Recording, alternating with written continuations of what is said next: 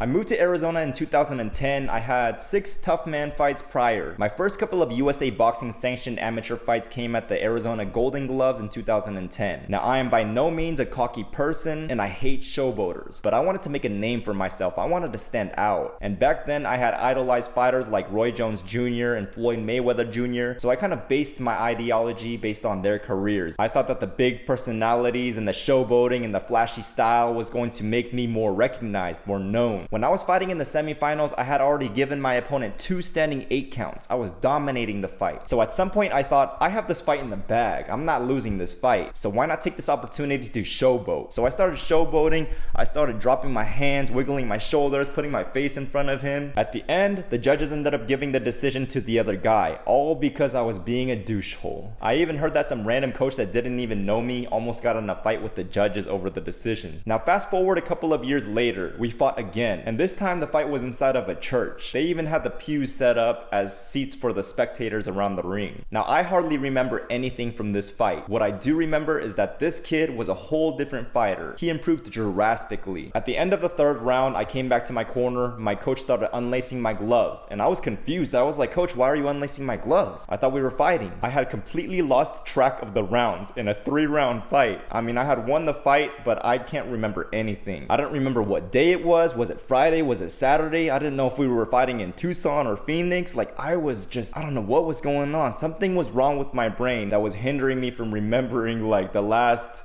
whole day. Still to this day, I wonder how I was even fighting. Like, I was just fighting on autopilot the whole time. Now fast forward a couple of more years after that, I wanted to go pro finally. My coach at that time, he played the role of trainer, manager, cut man. He played it all at that time. So he was making his calls with his contacts trying to find me a professional debut. Now I remember my coach had told me that that same guy that I fought in the Arizona Golden Gloves was also looking to go pro right around the same time. So that was a possible professional debut for me. Now I never ended up making my professional debut. That was because of life, not because I was trying to duck him. I promise you. But man, if that fight would have happened, what do y'all think would have happened in that fight? If this kid improved that much, that drastically, man, by the time we had our professional debuts fighting each other, who knows what would have happened. I mean, he had a very good chance at whooping my ass that 3rd time around. Now here are 3 valuable lessons that I want you guys to take from this. Number 1, do not showboat, all right? Especially in the amateurs, it is very frowned upon and you will get robbed by the judges. It's not worth it. Number 2, just because somebody is a lot better than you or significantly more experienced than you at one point does not mean that you can't be at the same level or surpass them within a year or 2 of training and fighting. Trust me that in my years of boxing, I've seen it time and time again. Beginners walk into a boxing gym and when they stick with it, within a year or 2, they start being competitive and start surpassing the more experienced fighters that have been doing this